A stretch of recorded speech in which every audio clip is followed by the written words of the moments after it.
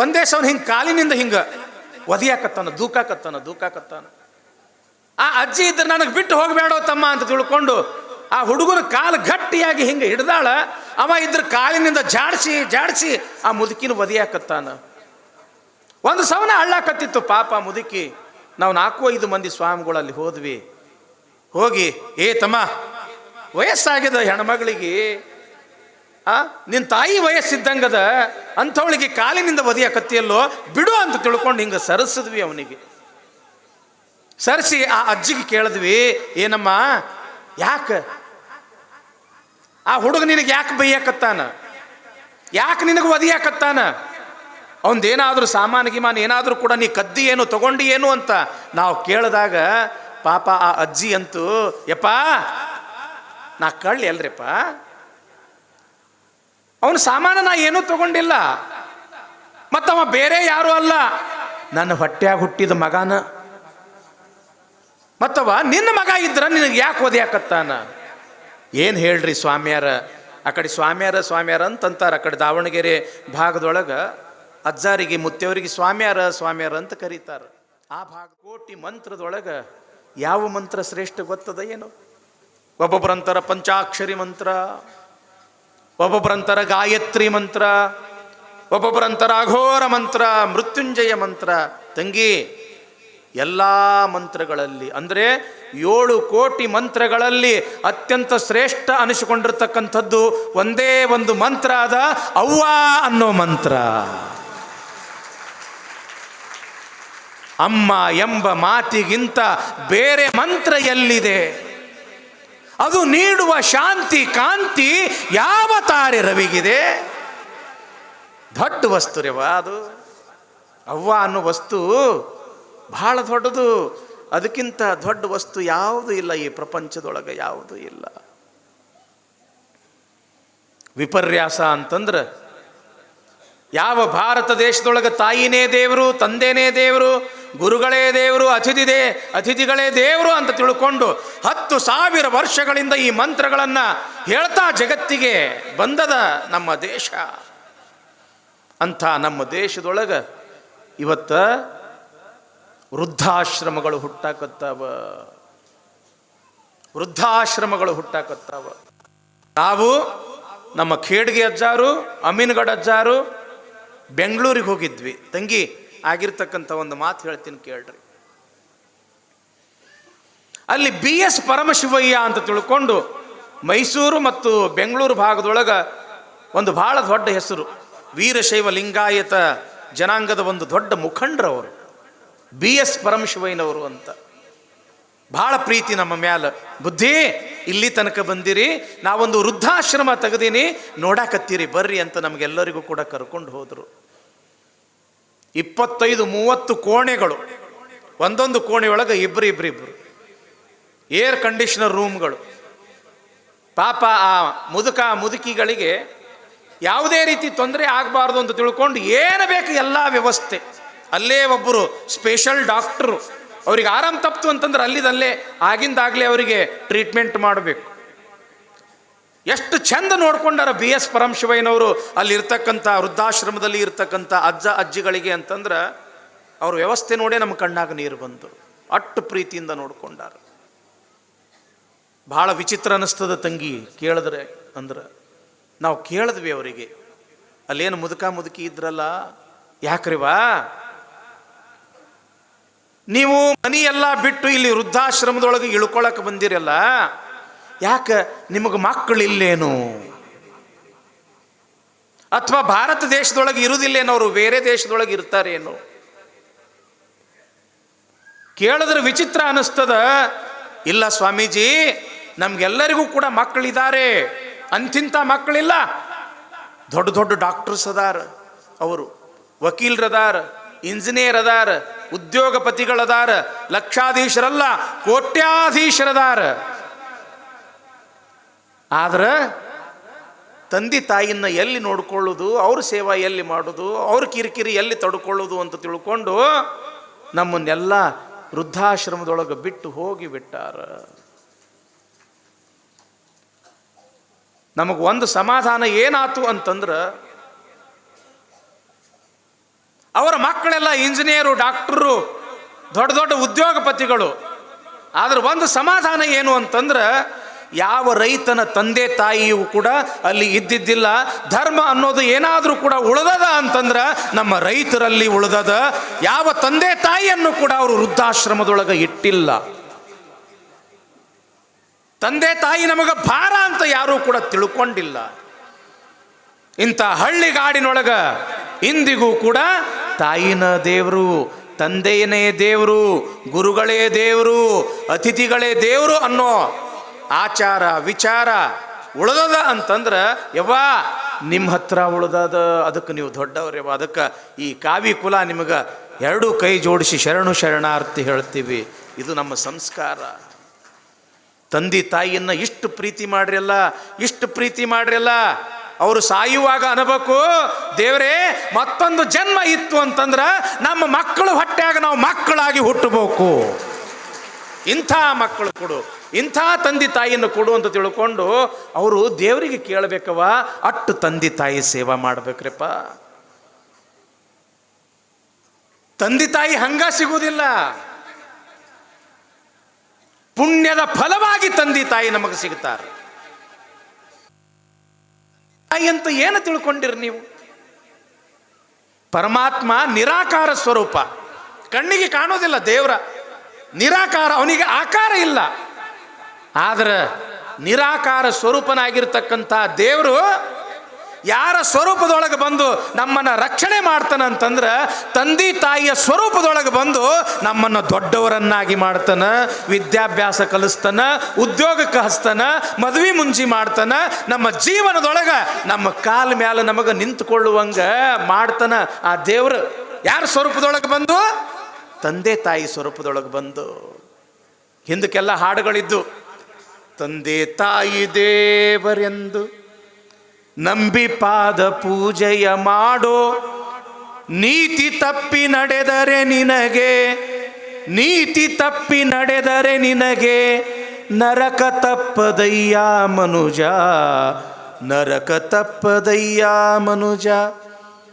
ಉದಯಲೆದ್ದು ಮುಖವ ತೊಳೆದು ಸದಾ ಶ್ರೇಷ್ಠ ಭಸ್ಮವ ಧರಿಸೋ, ಮೊದಲು ವೈರಿಧ್ಯಾನವ ಮಾಡೋ, ಮೊದಲು ವೈರಿಧ್ಯಾನವ ಮಾಡೋ, ಮಾತಾಪಿತರ ಪಾದಕ್ಕೆ ನಮಿಸೋ, ಮಾತಾಪಿತರ ಪಾದಕ್ಕೆ ನಮಿಸೋ, ಹೆತ್ತವರ ಕೀರ್ತಿಯ ಗಳಿಸೋ, ಉತ್ತಮರ ಮಗನೆಂದೆನಿಸೋ.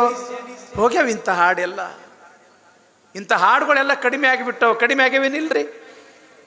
ಇವು ಇರಬೇಕ್ರಿವಾ. ಇವು ನಮ್ಮ ಮಕ್ಕಳಿಗೆ ದಾರಿ ದೀಪ. ಇವು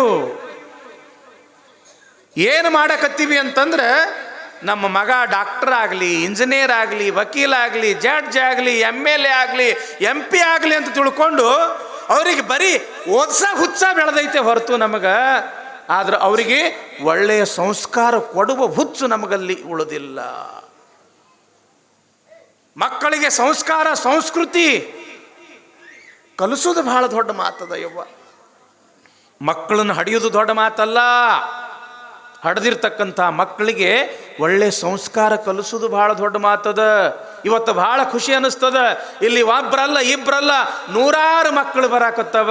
ಅವ್ರ ಹಣಿ ಮೇಲೆ ವಿಭೂತಿ ಕಾಣಕತ್ತೀವಿ, ಚಂದ ಕುಂತವ್ರು ಪ್ರವಚನ ಕೇಳಾಕತ್ತಾರ. ಕಾರಣ ಏನು ಅಂತಂದ್ರೆ, ಇಂಥ ಮಠಮಾನ್ಯ ಸಮಾಜಕ್ಕೆ ಒಂದು ಸಂಸ್ಕಾರ ಕೊಡ್ತವ, ದಾರಿ ದೀಪ ಆಗ್ತವ. ಅದಕ್ಕೆ ಮಾತೃದೇವೋ ಭವ, ಪಿತೃದೇವೋ ಭವ, ಆಚಾರ್ಯ ದೇವೋ ಭವ. ನಾವು ಜೈಪುರಕ್ಕೆ ನಡೆದಿದ್ವಿ ತಂಗಿ. ಜೈಪುರ ಅಂದ್ರೆ ಗೊತ್ತಲ್ಲ, ರಾಜಸ್ಥಾನದೊಳಗೆ ಇರ್ತಕ್ಕಂಥದ್ದು. ಇಂಥ ಮೂರ್ತಿಗಳನ್ನು ಮಾಡ್ತಾರೆ ಅಲ್ಲಿ ಸಂಗಮರಿ ಕಲ್ದಾಗ. ಅಮೃತ ಶಿಲೆ ಅಂತ ಕರೀತಾರೆ. ನಾವು ಅಮ್ಮಿನಗಡ ಅಜ್ಜಾರು, ಕಮ್ಮತ್ಗಿ ಅಜ್ಜಾರು, ಮುನವಳ್ಳಿ ಅಜ್ಜಾರು, ಹೊಸಳ್ಳಿ ಅಜ್ಜಾರು ಜೈಪುರಕ್ಕೆ ನಡೆದಿದ್ವಿ. ಫ್ಲೈಟ್ಲಿ ನಡೆದಿದ್ವಿ, ವಿಮಾನದಿಂದ ನಡೆದಿದ್ವಿ. ಇದು ಬೆಂಗಳೂರು ಏರ್ಪೋರ್ಟಿಗೆ ಹೋದ್ವಿ. ಅಲ್ಲಿ ಏರ್ಪೋರ್ಟಿಗೆ ಒಳಗೆ ಎಂಟ್ರೆನ್ಸ್ ಆಗೋದಕ್ಕಿಂತ ಮುಂಚೆ ಅಲ್ಲಿ ಟಿಕೆಟ್ ಚೆಕಿಂಗ್ ಅದೆಲ್ಲ ಆಗ್ತವ. ಆ ಜಗದೊಳಗೆ ನಾವೇನು ಕಾರ್ನಿಂದ ಇಳಿದ್ವಿ, ಇನ್ನೇನು ಒಳಗೆ ನಿಲ್ದಾಣ ಒಳಗೆ ಹೋಗಬೇಕು ಅನ್ನೋದ್ರೊಳಗಾಗಿ ಅಗ್ದಿ ವಯಸ್ಸಿನ ಹುಡುಗ, 30-32 ವಯಸ್ಸಿನ ಹುಡುಗ ಸುಮಾರು ಒಂದು 60-65 ವಯಸ್ಸಿನ ಪಾಪ ಅಜ್ಜಿ. ಆ ಅಜ್ಜಿಗೆ ಒಂದೇ ಸಲ ಹಿಂಗೆ ಕಾಲಿನಿಂದ ಹಿಂಗೆ ಒದಿಯಾಕತ್ತಾನ, ದೂಕಾಕತ್ತಾನ. ಆ ಅಜ್ಜಿ ಇದ್ರೆ ನನಗೆ ಬಿಟ್ಟು ಹೋಗಬೇಡೋ ತಮ್ಮ ಅಂತ ತಿಳ್ಕೊಂಡು ಆ ಹುಡುಗನ ಕಾಲು ಗಟ್ಟಿಯಾಗಿ ಹಿಂಗೆ ಹಿಡ್ದಾಳ. ಅವ ಇದ್ರ ಕಾಲಿನಿಂದ ಜಾಡಿಸಿ ಆ ಮುದುಕಿನ ಒದಿಯಾಕತ್ತಾನ. ಒಂದು ಸವನ ಅಳ್ಳಾಕತ್ತಿತ್ತು ಪಾಪ ಮುದುಕಿ. ನಾವು 4-5 ಮಂದಿ ಸ್ವಾಮಿಗಳಲ್ಲಿ ಹೋಗಿ ತಮ್ಮ, ವಯಸ್ಸಾಗಿದೆ ಹೆಣ್ಮಗಳಿಗೆ, ನಿನ್ನ ತಾಯಿ ವಯಸ್ಸಿದ್ದಂಗದ ಅಂಥವಳಿಗೆ ಕಾಲಿನಿಂದ ಒದಿಯಾಕತ್ತಿಯಲ್ಲೋ, ಬಿಡು ಅಂತ ತಿಳ್ಕೊಂಡು ಹಿಂಗೆ ಸರಿಸಿದ್ವಿ. ಅವನಿಗೆ ಸರಿಸಿ ಆ ಅಜ್ಜಿಗೆ ಕೇಳಿದ್ವಿ, ಏನಮ್ಮ ಯಾಕೆ ಆ ಹುಡುಗ ನಿನಗೆ ಯಾಕೆ ಬೈಯಾಕತ್ತಾನ, ಯಾಕೆ ನಿನಗೆ ಒದಿಯಾಕತ್ತಾನ, ಅವನದೇನಾದ್ರೂ ಸಾಮಾನು ಗಿಮಾನು ಏನಾದರೂ ಕೂಡ ನೀ ಕದ್ದಿ ಏನು ತಗೊಂಡು ಏನು ಅಂತ ನಾವು ಕೇಳಿದಾಗ ಪಾಪ ಆ ಅಜ್ಜಿ ಅಂತೂ, ಯಪ್ಪ ನಾ ಕಳ್ಳಿ ಅಲ್ರಿಪ್ಪ, ಅವನ ಸಾಮಾನು ನಾ ಏನೂ ತಗೊಂಡಿಲ್ಲ, ಮತ್ತವ ಬೇರೆ ಯಾರು ಅಲ್ಲ, ನನ್ನ ಹೊಟ್ಟ್ಯಾಗ ಹುಟ್ಟಿದ ಮಗನ, ಮತ್ತವ ನಿನ್ನ ಮಗ ಇದ್ರ ನಿನಗೆ ಯಾಕೆ ಒದಿಯಾಕತ್ತಾನ. ಏನು ಹೇಳ್ರಿ ಸ್ವಾಮಿಯಾರ, ಆ ಕಡೆ ಸ್ವಾಮಿಯಾರ ಅಂತಂತಾರೆ. ಆ ಕಡೆ ದಾವಣಗೆರೆ ಭಾಗದೊಳಗೆ ಅಜ್ಜಾರಿಗೆ ಮುತ್ತೆಯವರಿಗೆ ಸ್ವಾಮಿಯಾರ ಅಂತ ಕರೀತಾರೆ. ಆ ಭಾಗದ ಪಾಪ ಅಜ್ಜಿ ಬೆಂಗಳೂರಿಗೆ ದುಡಿಯಾಕಂತ ಹೋಗಿರ್ತಕ್ಕಂಥವಳು. ಏನು ಹೇಳೋನ್ರಿ ಸ್ವಾಮಿಯಾರ, ಇವ ಭಾಳ ಸಣ್ಣವಿದ್ದನ್ರಿ, 4 ವರ್ಷದವ ಇದ್ದನ್ರಿ, ಇವ್ರಪ್ಪ ಸತ್ತ. ನಮಗೆ ಯಾರೂ ಇದ್ದಿದ್ದಿಲ್ರಿ. ಬೆಂಗಳೂರಂತ ಸಿಟಿ ಒಳಗೆ ಬಂದು ನಾವು ಇಲ್ಲಿ ಮತ್ತೊಬ್ಬರು ಮನೆಯೊಳಗೆ ಬಟ್ಟಿ ತೊಳೆದು, ಪಾತ್ರೆ ತೊಳೆದು, ಕಸ ಹುಡುಗಿ, ಸಾಣಿ ಹಾಕಿ ಹಿಂಗ ನಾನು ಇವನಿಗೆ ಸಾಲಿ ಕಲಿಸಿದನ್ರಿ. ಎಷ್ಟು ತನ ಕಲಿಸಿದ್ನಿ ಅಂತಂದ್ರೆ ಇವಂದು MBA ಆಗ್ಯದ್ರಿ. MBA ಅಂದ್ರೆ ಗೊತ್ತಲ್ಲ, MBA ಆಗ್ಯದ್ರಿ. ನೌಕರಿ ಇಲ್ಲೇ ಹತ್ರಿ ಇವನಿಗೆ, ಬೆಂಗಳೂರದಾಗ ನೌಕರಿ ಹತ್ತು.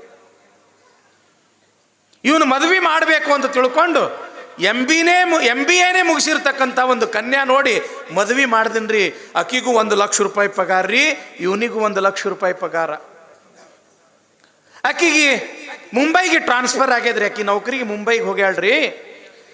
ನಾನು ಹೆಂಡತಿ ಹತ್ರನ ಇದ್ಕೊಂಡು ನೌಕರಿ ಮಾಡ್ತೀನಿ ಅಂತೇಳಿ ನಡ್ದಾನ್ರಿ. ಹೋಗಾಕೇನು ನಾ ಬ್ಯಾಡ್ ಅಂದಿಲ್ರಿ. ಯಪ್ಪ ನನಗೂ ಕೂಡ ಕರ್ಕೊಂಡು ಹೋಗೋ, ನನಗಿಲ್ಲಿ ಸ್ವಂತ ಇರಾಕ್ ಮನಿ ಇಲ್ಲ, ಯಾರು ಬಂಧು ಇಲ್ಲ, ಬಳಗ ಇಲ್ಲ, ಯಾರೂ ಇಲ್ಲ, ದುಡ್ಯಾಕ ಮೈಯಾಗ ಶಕ್ತಿನೂ ಉಳಿದಿಲ್ಲ, ನನಗೂ ಕರ್ಕೊಂಡು ಹೋಗೋ ಅಂತ ಅವನ ಕಾಲಿಗೆ ಬಿದ್ದು ಕೇಳಾಕತ್ತೀನ್ರಿ. ಹಿಂಗೆ ನನಗೆ ಒದ್ಯಾಕತ್ತ ನೋಡ್ರಿ, ನೀವರ ಬಂದಿಟ್ಟು ಹೇಳ್ರಿ ಅಂತ ಪಾಪ ಮುದುಕಿ ಒಂದ ಸೋನು ಗೋಳೋ ಅಂತ ಅಳ್ಕೊಂತ ನಮ್ಮ ಮುಂದೆ ತನ್ನ ಕಷ್ಟ ತೊಡ್ಕೊಳ್ತು. ಇಷ್ಟು ಅನ್ನೋದ ತಡ ಆ ಹುಡುಗಿಗೆ ಎಷ್ಟು ಸಿಟ್ಟು ಬರ್ಬೇಕತ್ತೀರಿ.